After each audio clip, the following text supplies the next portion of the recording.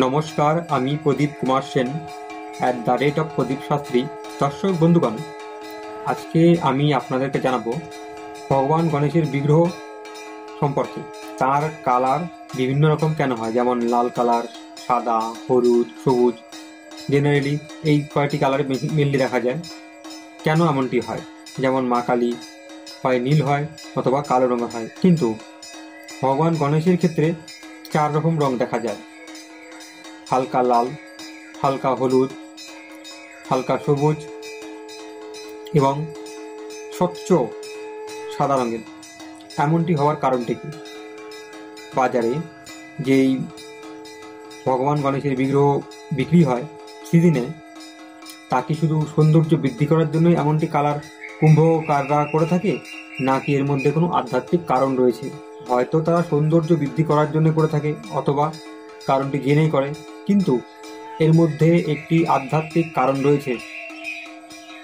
ভগবান গণেশের বিভিন্ন রকম কালারের মহত্ব রয়েছে। আপনি যে কোনো বিগ্রহ এনে পুজো করুন, স্থাপন করুন বাড়িতে, দোকানে, আপনাকে ভগবান গণেশ বুদ্ধি, সিদ্ধি, ঋদ্ধি, নিধি লাভের আশীর্বাদ করবেই। কিন্তু এই যে 4 রঙের কালারের ভগবান গণেশের বিগ্রহ হয়, তা 4 ধরনের বর্ণের ব্যক্তিদের জন্য।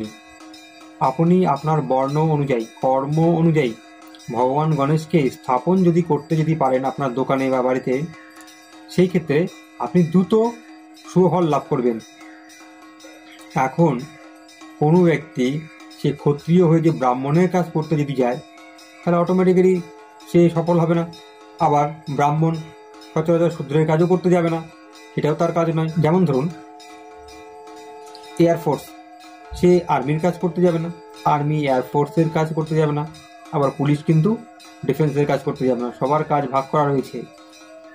যেহেতু ভগবান গণেশ বুদ্ধি, সিদ্ধি, ঋদ্ধি, নিধির দাতা, উনাকে যে কোনোভাবে পুজো করলেই উনি বুদ্ধি, সিদ্ধি, ঋদ্ধি, নিধি প্রদান করবেন। কিন্তু আপনি আপনার বর্ণ অনুযায়ী, কর্ম অনুযায়ী তাকে স্থাপন করতে পারলে, তাকে ধ্যান করতে পারলে, তাকে স্মরণ করতে পারলে, তিনি তাড়াতাড়ি আপনাকে সুফল প্রদান করবে। এর জন্যই 4 প্রকার বর্ণের উল্লেখ রয়েছে শাস্ত্রে, সেটাই আপনাদেরকে জানাবো আমি। দর্শক বন্ধুগণ, প্রত্যেক দিনের মতোই আপনাদের কাছে বিনীত অনুরোধ, দেখুন ভিডিওর নিচে একটি এরকম চিহ্ন রয়েছে, সেখানে টাচ করে অবশ্যই ভিডিওটিকে লাইক করুন।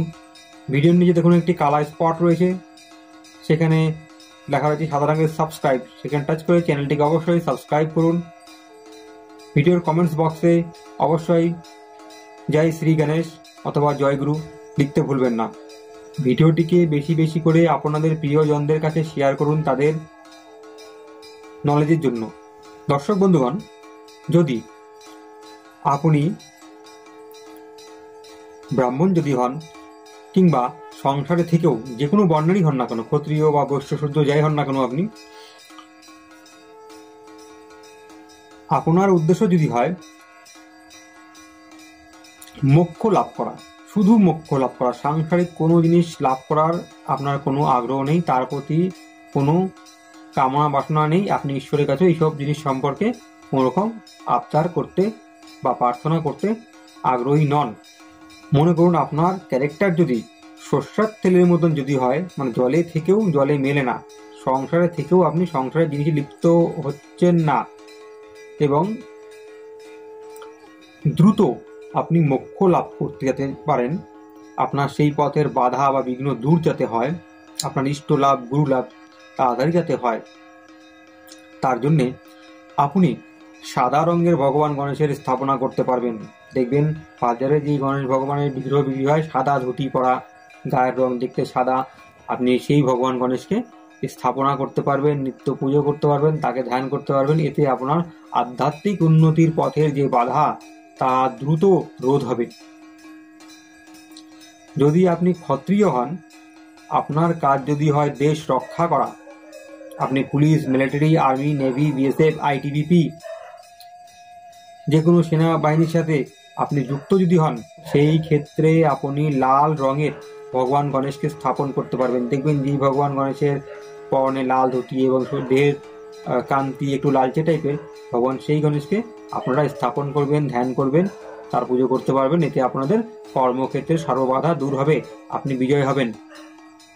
আপনার মান, যশ, প্রতিষ্ঠা, প্রমোশন সব হবে তার ইচ্ছাতে, যদি আপনি ঠিকভাবে তাকে স্মরণ করতে যদি পারেন। তাহলে যদি আপনি ব্রাহ্মণ হন, সেক্ষেত্রেও আপনি সাদা রঙের গণেশের স্থাপনা করতে পারবেন নিজ দোকানে বা বাড়িতে। আপনি যদি বৈশ্য যদি হন, অর্থাৎ ব্যবসায়ী, সেই ক্ষেত্রে আপনি দোকানে বা ব্যবসা ক্ষেত্রে সবুজ রঙের ভগবান গণেশকে স্থাপনা করবেন। যেই গণেশের পরনের ধুতি সবুজ রঙের এবং দেহের কান্তি একটু সবুজ টাইপসের, সেই ভগবান গণেশের বিগ্রহকে আপনি স্থাপনা করবেন। এই ক্ষেত্রে আপনার ব্যবসায় শ্রীবৃদ্ধি হবে, ব্যবসার সর্ববিঘ্ন রোধ হবে। ব্যবসার ক্ষেত্রে কেন সবুজ রঙের ভগবান গণেশকে স্থাপন করতে বলা হয়, এর কারণ রয়েছে। সবুজ রং হচ্ছে বুধ গ্রহের, বুধ হচ্ছে ট্রানজ্যাকশন, লেন এবং দেন। বুধ হচ্ছে ব্যবসার প্রধান কারক গ্রহ, বুধ বুদ্ধির কারক গ্রহ। বুদ্ধি ছাড়া কোনো কিছুতে সফল হওয়া সম্ভব নয়। তো বুধ এবং ভগবান গণেশের একটা কানেকশন রয়েছে। মেইনলি ভগবান গণেশ বুধেরই অধিপতি, অর্থাৎ বুদ্ধিরই অধিপতি।